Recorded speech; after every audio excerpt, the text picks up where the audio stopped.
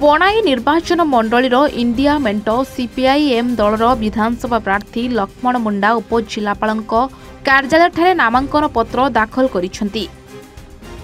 20,000 ଊର୍ଦ୍ଧ୍ୱ ଦଳୀୟ କର୍ମୀଙ୍କ ସହ ଇଣ୍ଡିଆ ମେଣ୍ଟ ଦଳର ବିଧାନସଭା ପ୍ରାର୍ଥୀ ଲକ୍ଷ୍ମଣ ମୁଣ୍ଡା ପ୍ରଥମେ ବଣାଇର ପ୍ରସିଦ୍ଧ ବାବା ବାଣେଶ୍ୱର ମନ୍ଦିରରେ ଦର୍ଶନ କରି ମନ୍ଦିର ସମ୍ମୁଖରୁ ସିପିଆଇଏମ୍ ପାର୍ଟି ଜିନ୍ଦାବାଦ, ଇଣ୍ଡିଆ ମେଣ୍ଟ ଜିନ୍ଦାବାଦ, ଲକ୍ଷ୍ମଣ ମୁଣ୍ଡା ଜିନ୍ଦାବାଦ, ଜନାର୍ଦ୍ଦନ ଦେହୁରୀ ଜିନ୍ଦାବାଦ ନାରା ବାଜିଦେଇ ବଣାଇ ମୁଖ୍ୟ ସହର ରାସ୍ତାରେ ଏକ ବିରାଟ ଶୋଭାଯାତ୍ରା କରି ବଣାଇ ବହୁମୁଖୀ ଖେଳ ପଡ଼ିଆଠାରେ ପହଞ୍ଚିଥିଲେ।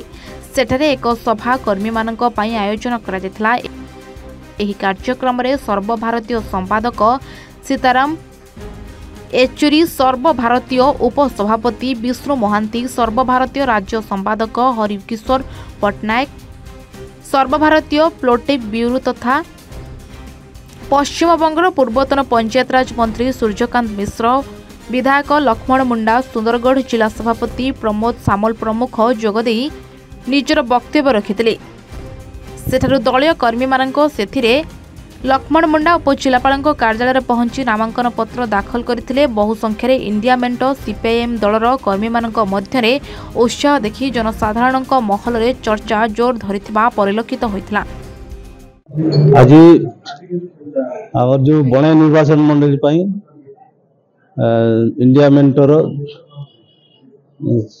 कांग्रेस जेएमएम समर्थित प्रार्थी मु लक्ष्मण मुंडा आगु आपण मानकर बणाई निर्वाचन मंडल 3 थर विधायक थी। पुनर्बार चतुर्थ थर आज इंडिया मेंट तरफ पुणी मत समर्थन कराई एवं केवल इंडिया मेंट नुहे बणाईवासी तरफ आशीर्वाद दिखाई बणाईर डेवलपमेंट बणाईर उन्नति एवं गरीब दुखी कृषक एवं आपंकर श्रमिक एवं सर्वोपरि समस्त सुख दुखर साथी होगापी आज हजार हजार श्रमिक हजार हजार कृषक एवं बणाईवासी पाखापाखि 35,000 ऊर्ध्व श्रमिक को नहीं आज आम रैली कराई बणाई परिक्रमा कराई एवं आज मु प्रार्थीपत्र दाखल करने जाऊँगी। बणाईरू हेमंत पात्रଙ୍କ रिपोर्ट A1 ओडिशा।